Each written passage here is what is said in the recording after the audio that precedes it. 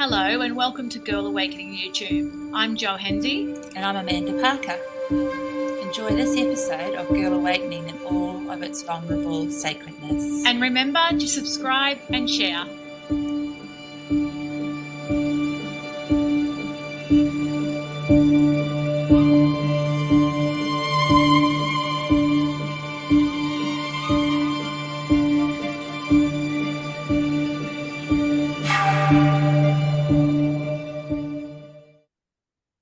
Good morning, beautiful lady. Good morning, Jo. Here we are, another Wednesday and another amazing, incredible, powerful woman. We're about to talk about the super new blue moon. I think it goes something like that. Full blue moon. Okay, yeah. Which apparently is, I've been reading, the largest moon for the year as far as full moons go.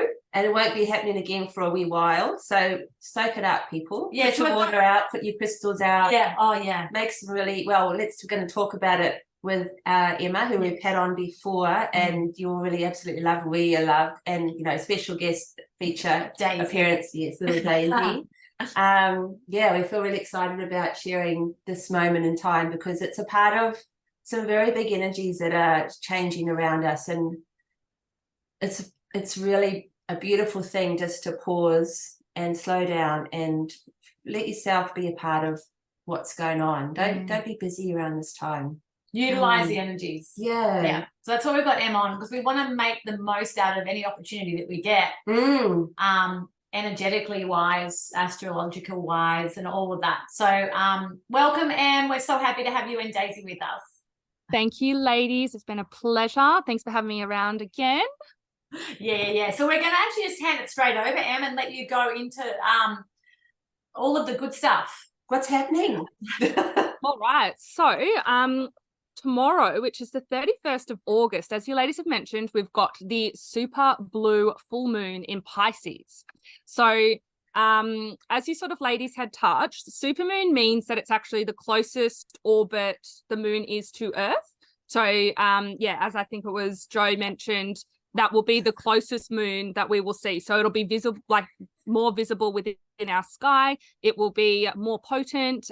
It'll be brighter. So again, I don't know whether we're drawing parallels here, but normally with a supermoon, the energies are more strongly felt. Obviously, physically being able to see it and touch it and all the things, but whether or not that actually is a true proven fact could be another thing too. I guess the gravity is like the tides is an example that how that affects. That's the reason that there's an actual elemental intensity. Yeah. 100%. And then the blue moon. So a blue moon, actually, a lot of people, like you've heard the saying, like once in a blue moon. So a blue moon is actually where two full moons occur in one calendar month. So we had the Aquarius full moon on the 2nd of August earlier this month. And then now completing the end of this month, we have another full moon. So basically it's just a really potent month to release. Daisy's feeling it. And she is actually a Pisces, as we're on this topic. Daisy is a Pisces moon for her natal chart. So she will definitely be feeling this a little bit more than others as well. So yeah, the Pisceans will definitely be more comfortable in this kind of energy. Oh, nice. But so anyways, where were we? Blue moon. And possibly even a little bit more emotional than usual as well. 100%. And Pisceans are very emotional, and they're very sensitive, very in tune, very psychic. So if you have any Piscean placements in your chart, whether that's your sun, your moon, or your rising, you'll probably resonate with that quite a lot. Basically with this point in time, I think we've been blessed with having these two full moons in 1 month, because we've been going through such big energetic shifts and changes, and a full moon is obviously going to illuminate and bring light to things that we may not have noticed, or they've been in the shadows. So the full moon basically illuminates that, and it's an opportunity for us to release. And then having that illumination can really, sorry, Daisy's just that's all right, Daisy. She's feeling it. Yeah. Let's go. Listening to what you're saying, and she's going, I kind of get it. I just want to demonstrate what I'm feeling about that. So in tune, aren't they? Yeah. So in tune. Oh, Baba. Just rolled up the balcony. I was like, I want to be a part of it. Yeah. And I would like to push those buttons. It's also just like, let me at the pad. Let me mash the pad. But yeah, so having this illumination, you're not going to let me talk today, are you? Oh, She's contributed. It's so funny, isn't it, how they go through those like 3 weeks, 6 weeks, 3 months, 6 months transitions where there's just a big jump in their awareness and what they're where they're at. Yeah. It's just crazy in terms of like, yeah, you just can't keep up with it. Like you think you're on top of it, and then it's like one more quantum leap. I think they're the definition and example of They spin the wheel. Quantum leap. Yeah, they spin the wheel for us. for sure. All right, she's having some boobies, so let's hope that Let's focus for a moment. Yeah, so I think having this beautiful moment in time where we've got these 2 full moons, giving this perfect opportunity to release everything that we've been feeling, you know, not just this moon, shall I say as well, is the last full moon of the zodiac sign. So it's the final ending and completion of the whole year cycle. So from the full moon we had in Pisces last year, it's basically an ending and a completion of that. And yeah, it just ties into so much more too, as we'll sort of get into it. We have quite a few planets still in retrograde. Actually, there's 7. So yeah, that's huge. That there's a lot of energy, and any retrograde planets are always asking us to turn inward and really turn within, slow down.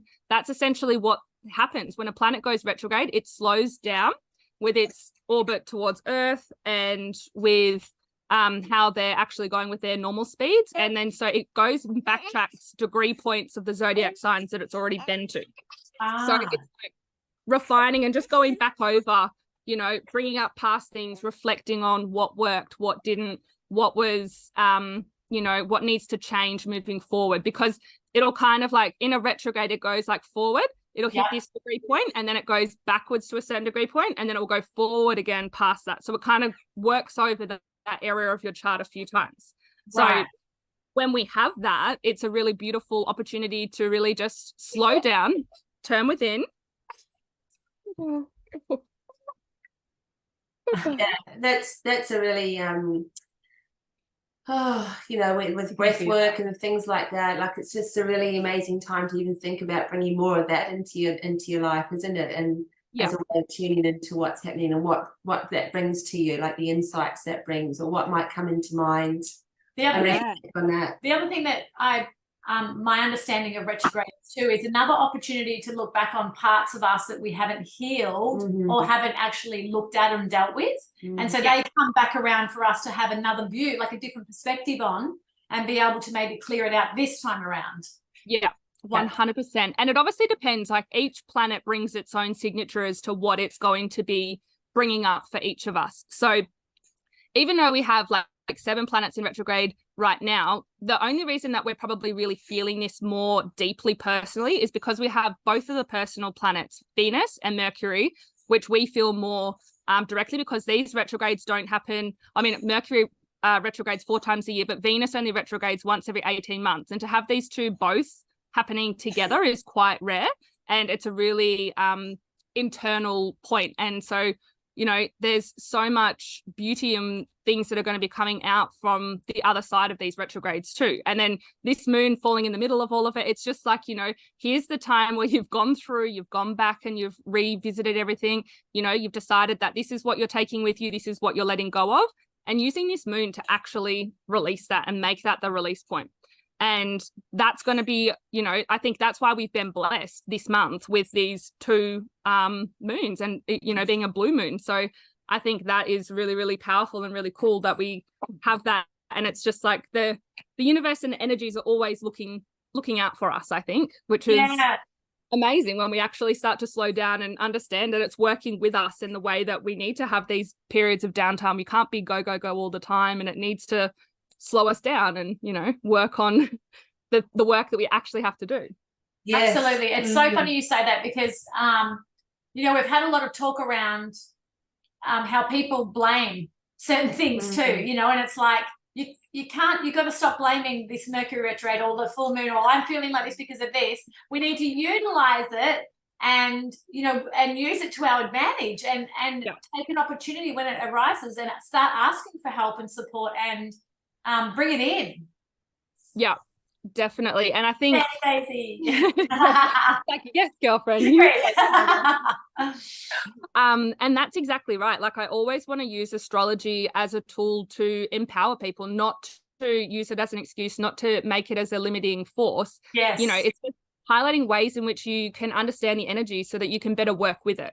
Yeah. And yeah, what better time than now? And if people, you know, haven't been taking the time to slow down, like, they're literally going to get forced, like, whether they like it or not. Like, there's almost like a force, like upheaval or something kind of stopping them in their tracks, which it's the energy. And they don't, obviously some people don't realize what is happening in the stars or the sky, but they're still living that and playing that energy out regardless, which is amazing. So if you have the ammo and you're knowing what is coming up and how to work with it, like, that's such a powerful tool and such a gift in itself. So yeah, I love that we can use it that way.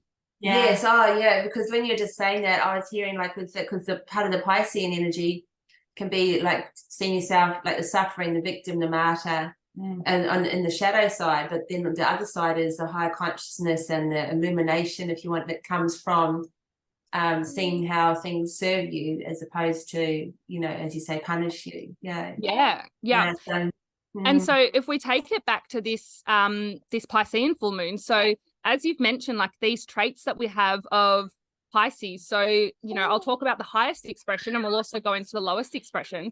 But the highest traits of Pisces is they're the dreamer. You know, they're able to see beyond, you're able to see beyond the current reality that we are in. Our 3D reality, maybe, sorry.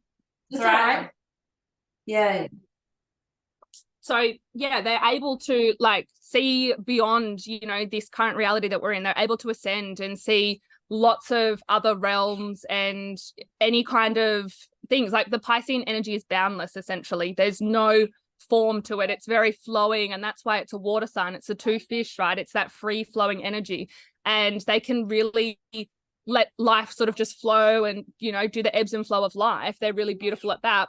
But the shadow to that is one being stuck in that victim mentality, trying to escape from reality and not actually being aware that, yes, you know, you can be up in the stars and be in that ethereal land all you like, but you actually live here in a 3D dimensional world that you kind of have to understand the 3D dimension that we're in, and you can't escape that as well. So another shadow trait of Pisces is wanting to escape. So be really aware, like, around this time, that you're not actually escaping all of these feelings that are coming up through these retrograde periods that have given you this gift to actually explore, because this moon is going to be really emotional. It's going to bring up emotions.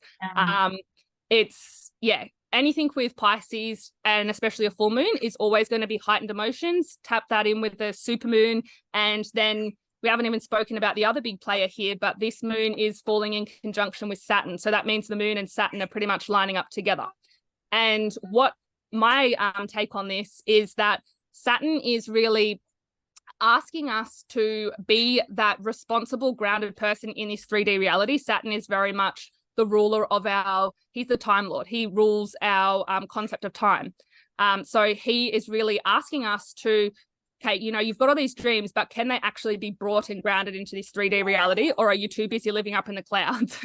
So Saturn's going to make sure that you do the work to ground everything in. You know, Saturn sometimes gets a bad rap, but really what he just wants us to do the hard work, to be responsible. He's like that strict father who has your best good at your highest good at heart, but, you know, he wants to make sure that you learn the lessons and you do the work. So we have that happening right next to this moon. So if you're not wanting to feel the emotions, to actually, you know, embody this energy, Saturn is going to give you a really rude awakening and be like, actually, this is like, it'll either kind of lift a veil for you, or something will be brought up for you that you're like, holy shit, like, how did I not see this? Or, you know, I don't know how I was playing off in the, you know, living up in wow.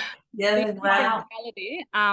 So Saturn can do that. But if you're working with it and you're doing the work and you're kind of feeling the emotions as they're coming up for you and you're able to release them, then Saturn will reward you. That's the other thing, that Saturn is actually, he will reward you with your hard work. So if you actually can move through all this process as we have been, sometimes for some people, especially with the Pisces moon, it's the last sign of the zodiac. So we've got endings and completions, and it might be, somewhat abrupt for some people as well. And so if you can actually work with that, be okay with letting it go. Like after this moon has passed, Saturn will reward you. So that's the other thing that we have to, take into consideration with this particular moon too. So there's, the other thing that kind of came to mind as well with this is it's literally such a moon and a time for quantum leaping. So as I mentioned before, it's like we have this access to, this dreamy Piscean energy where we can go off up into the ethers and we can, tap into our psychic and creative abilities, because Pisces are also very creative.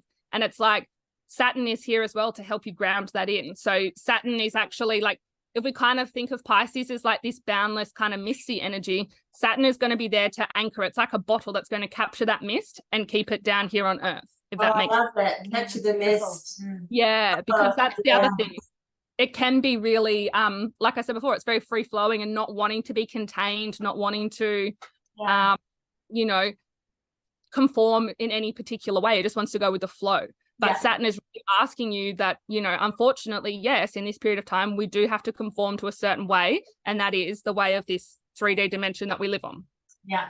So, yeah, that's a beautiful, but that just like, that's so exciting if you're willing to set yourself free, isn't it? Yeah.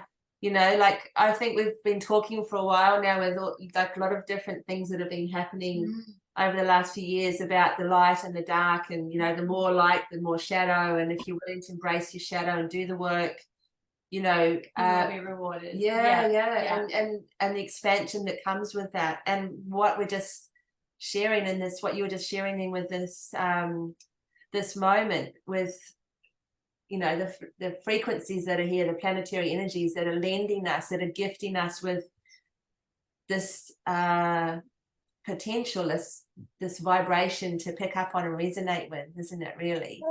There's so much.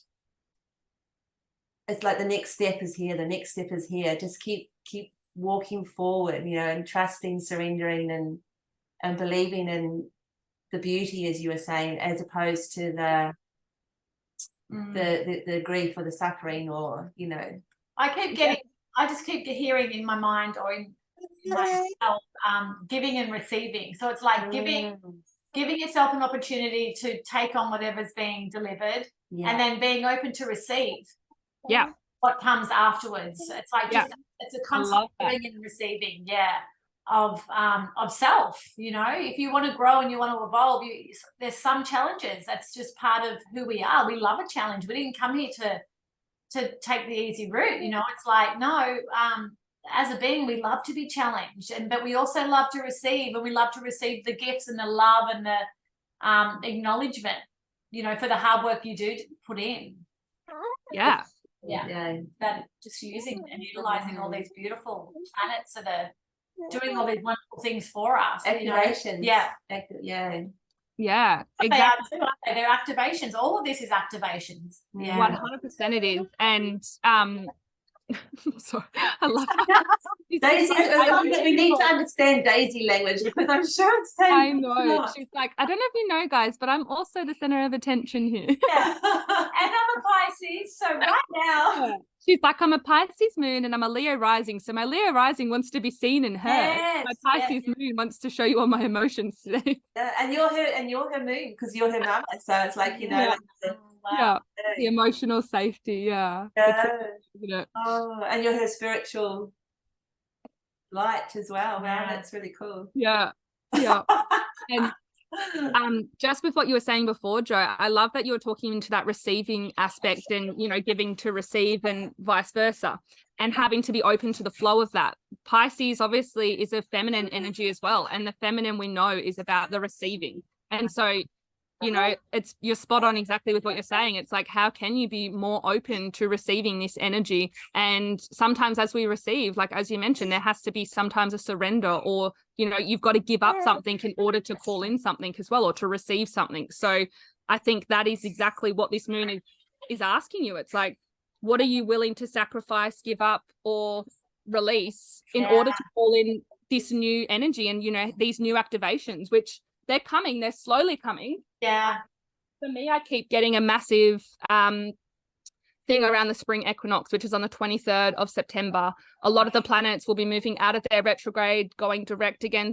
So the energies are going to be picking up. There'll still be a few of the outer planets still in their retrograde points, but the outer ones don't affect us too much because, again, for 6 months of the year, they're already in retrograde. So we're used to those particular planets retrograding. So it's more these. Mercury will go direct on just after the Virgo new moon that we'll have, which is on September the 15th.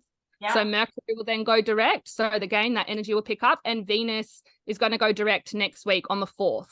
So we'll still be in what we call their shadow period. Yeah. But again, that shadow period is that final last little bit where it's kind of already explored that last few degree points, and it's just kind of finishing up its little journey before it moves further than where it had before.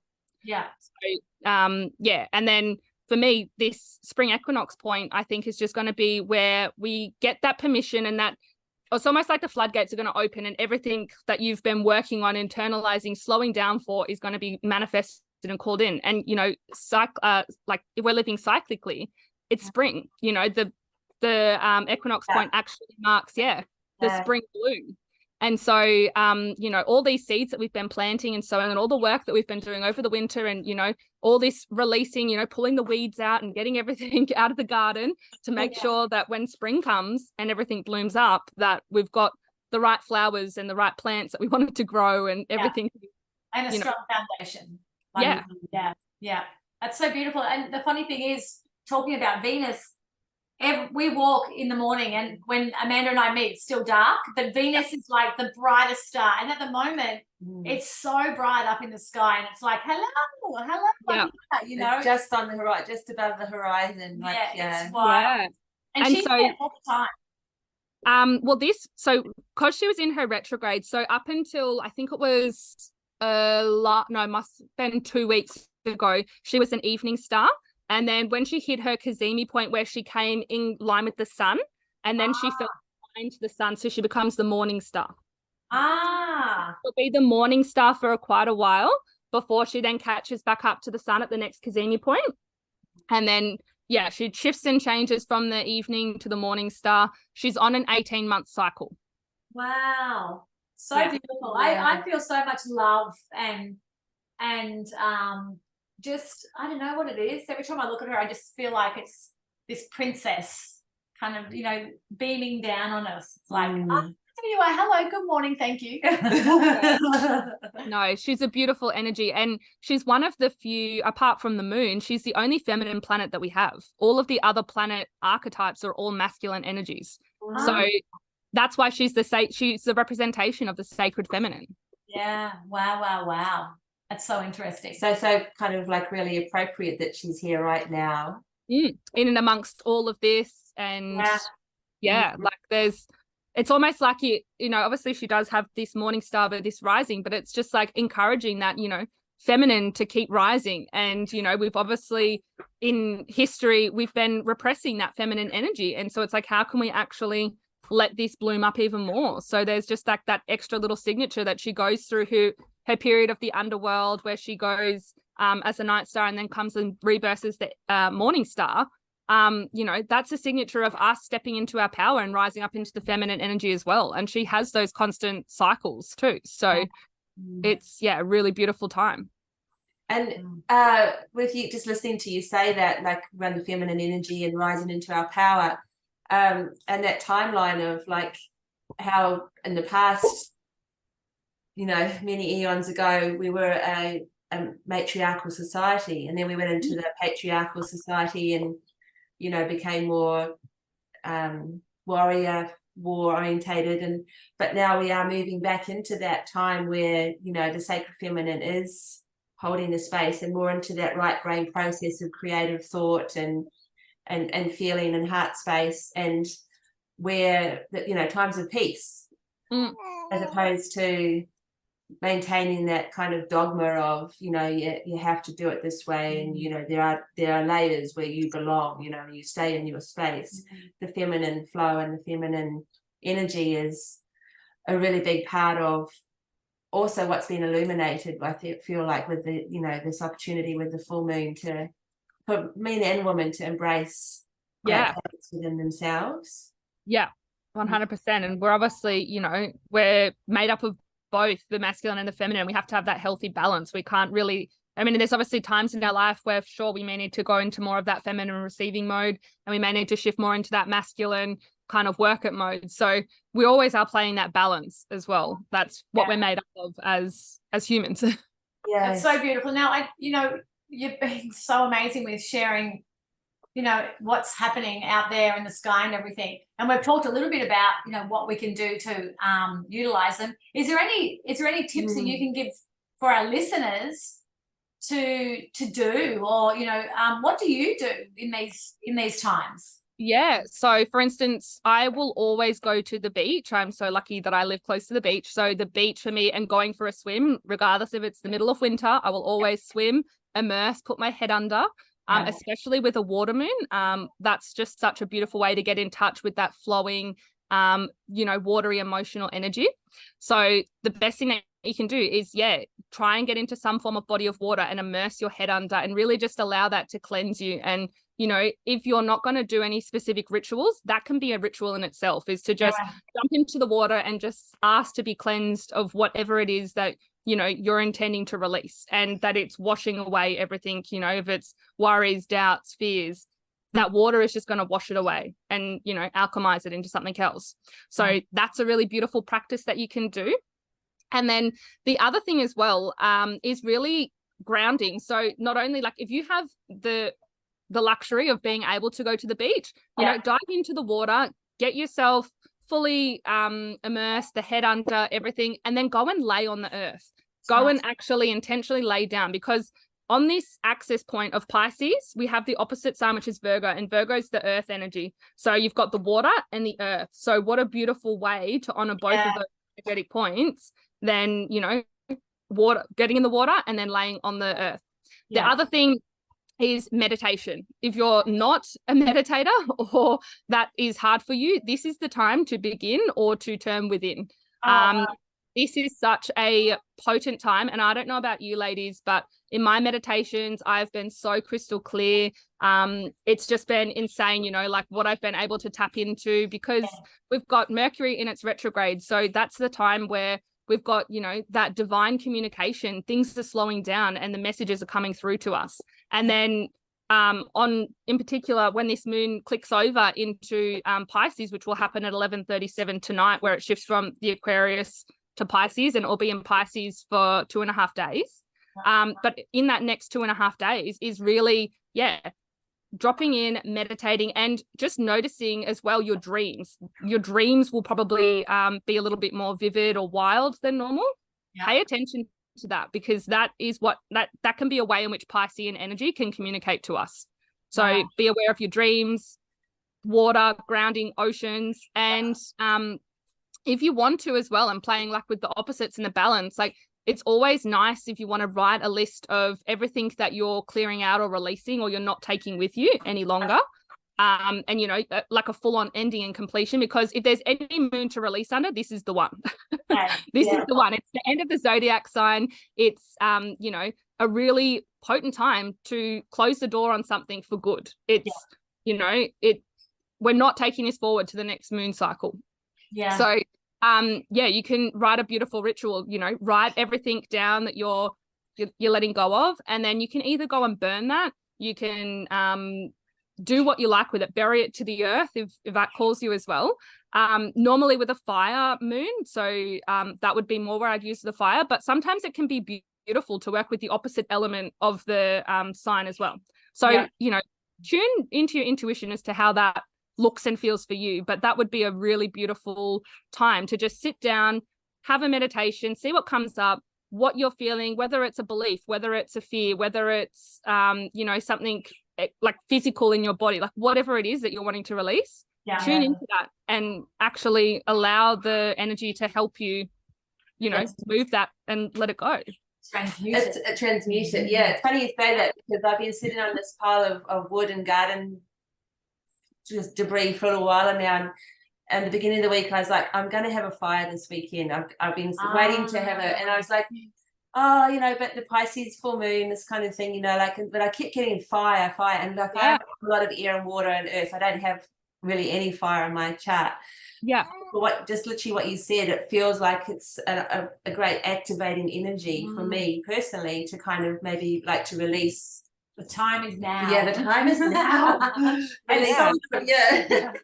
And the other thing as well, we're obviously coming in towards spring too. So, you know, spring clean, tidy up your physical space, your home, you know, like you said, there's like the wood and the things that have been laying around that you're wanting to get rid of. Like, you know, have a look around and just see like, oh, actually, I'm going to clean up my pantry. I'm going to, you know, whatever that looks like for you, that can also be a really beautiful thing in terms of releasing and just shedding the weight of, you know, your physical possessions around you as well. Well, it's all vibration, isn't it? Everything that we're talking about, it's all vibration. So it's like, you know, even using what you said about the swimming and utilizing the vibration of the ocean, and then us, and then grounding ourselves, all of it is symbiotic or symbiotic, where it's all working together. And with the energy so high around at the moment, it's why not jump in, clear out the old, you know, bring in the new, have a new mindset, create a new mindset. It's like all new, but we get an opportunity to wipe the slate kind of thing, and you know, bring in something that we want moving forward. And it's happening so quickly these days. Yeah, it's really beautiful. It is. It's just, I can't believe how quickly, like from moon cycle to moon cycle, I'm like jumping on Instagram, I'm like, oh my God, it's like full moon time already again. I know. I mean, I follow you and I love your posts, but that I feel like, shit, has that been that already? Are we there already? God, I felt like I missed that last week, but that was like a month ago. I know. And that's, I guess, like this other point that I mentioned before, the quantum leaping in the time, and like, you know, the timeline's just moving so quickly. It's like, now is the time, people. Now is the time. Now is the time. It's like next week. Now is the time. And it's like last week. Now is the time. It's like, it's the truth. Something different happening every moment. And it is, you know, it's different energies that we can utilize, but it's all happening so quickly. And we need to, you know, and that's us as beings. We're evolving into this place where, you know, there's nothing to hold on to anymore. Yeah. I love that. Yeah, all the time. All the time. You can't hide any longer. And why hide, really? That's why do you want to hide, you know? It's exciting. Be your own authentic self, as what I was Yes, I loved your dance the day. I kept saying to Amanda, it was confronting for me even to watch you do that, because you know, I've been watching and I've been asked many times to come and do like tantra, you know, whatever, dance or whatever. Do it. Yeah, and I'm like, it's like something in me goes, oh my God, you know. And I loved watching you do it, because I was like, oh, I just love that. It looks so freeing and beautiful. And I know on that post, which I want to ask too, you were looking for some women to jump on board with you for mentoring, for change, shift and change. And so if there's anyone listening who's ready to step up and you know, have Em, you know, support them on this journey, and using everything that she knows, which is so knowledgeable and it's so refreshing and beautiful, and you're so on point all the time. I say, you know, get in contact with Em. She's on Instagram as Peace Love Alchemy Cacao. No, Peace Love Alchemy. It is Alchemy Cacao. It used to be Cacao, and then I thought so. Yes. Peace Love Alchemy. But yeah, she is incredible, and anyone that wants to make a shift, jump on board and get in contact with them. Is there anything? This is a nice, short, little, compact podcast today for our listeners, just to get them on board with the energies that are surrounding us at the moment. But is there anything you wanted to add before we finish up, Em? No, but just back to that sensual dance that you were speaking of. Yes. You have to go and do it. So I was the same as you. Like for me, dance has been like, you know, I've had this block to it. I've never been like, I'm not a dancer. I would never dance. Like whatever, like insert any kind of excuse, any kind of thing. Like I was that person. And 2 weeks ago, or was it? Yeah, 2 weekends ago, my girlfriend was like, hey, I'm going to this sensual embodied dance class if you want to come. And I was like, this was really, really uncomfortable, but you know what? I'm going to just do it. Like, because I've been feeling called to do it for ages. So I was like, right, I'm going to go do this. And it was actually the most liberating and freeing experience I've ever had in my life. And like, I can't even explain to you, like when she was talking, like this is the facilitator at the start of the night, because it was a 3-hour thing. Like it was That's a workout. And she was like, you know, talking about what we're going to be doing through the night and what we're exploring, and I was just like shitting my pants. I was like, what have I signed up for? Abort. I'm like, I want to go. And then as we got into it, and you know, it was just, I just can't even explain to you the shifts that occurred. So please, if anyone is listening, sensual embodied dance classes, and it's not like you're not following anything. It's just your own, it's not even a dance class. It's just movement and just allowing your body to move however you want and being in that space. It was just, and it just gets you out of your head, into your body. Like such a beautiful practice as well around this full moon. If you want to dance, dance. Pisces is about music, isn't it? A lot of musicians actually have a lot of Piscean energy. And it's that arty, creative energy too. Yeah, it's funny because I actually have done something what you talked about. It was actually went to a yoga class with a friend who was running it, and she said, "Oh, we're going to just do some." She tricked you. She tricked me. We're just at the end. We're going to do some. What did she? Something dance. It's like trick dance or something, and I was like, "Oh." Yeah.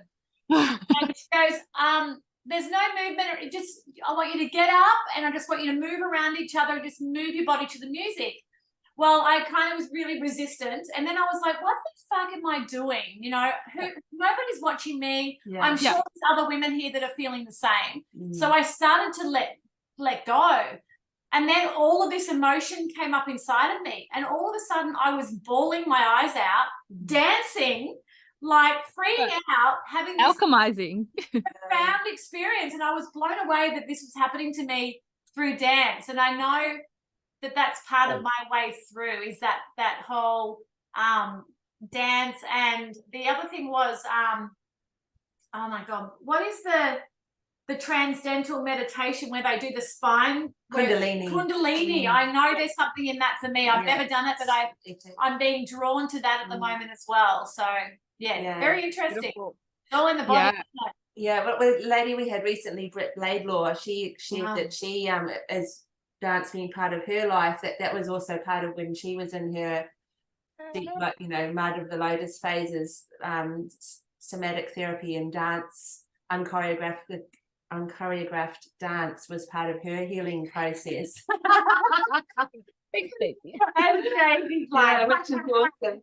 But there's a lot of evidence around, like there's actually some doctors here in Western Australia, and I know in Europe it's a very big thing, like how dance is a very healing process. They're embracing it for like cancer therapy. Chronic illnesses like that is because of how it affects the body, and there's a lot of research that shows like how it releases the fascia and promotes the fluid balances in our body as well. Like, you know, there's a very structural part of it. It's very real science, like literally quantum science, but very real science. So there's like there's no reasons to kind of buy into the fear. Like there's so much reward there, and just feeling into your body and responding to music, which is also a frequency and an activating force. So choosing your music to do that. Let's get out there and dance. Yes, get out and dance. Go to the beach and dance. Yes. And then lay on the sand afterwards. Absolutely. Last year I went to Blues Fest for 5 days, and I swear I lost like 5 kilos. That's why like being in bliss and dancing for 5 days to all these incredible artists who are, you know, it's such an incredible space to lose yourself in. As well as a daisy hug. That's a beautiful space. We are going to let you go and be with your beautiful girl. But thank you so much, Em, for coming on today. And I'm sure thank you for having me on for another astrological occasion, no doubt. Yes. I love it. Thank you so much for having me, ladies. It's been a pleasure as always. Yeah. Thank you for sharing. By the way, do you have any energies and any placements in Pisces? No, I don't, which is very, I think this is why I have hardly any water in my chart, and this is why I'm surrounded by 3 water moons. Okay. Daisy's a Pisces moon, Charlie's a Cancer moon. I've got all 3, and Jake's a Scorpio moon. Oh, Oh, wow. epic. Wow. Emotions and That's a beautiful reflection. yes, aren't Thank you? you, Em. Thank you, beautiful lady. Daisy. Thank you. See you soon. Bye.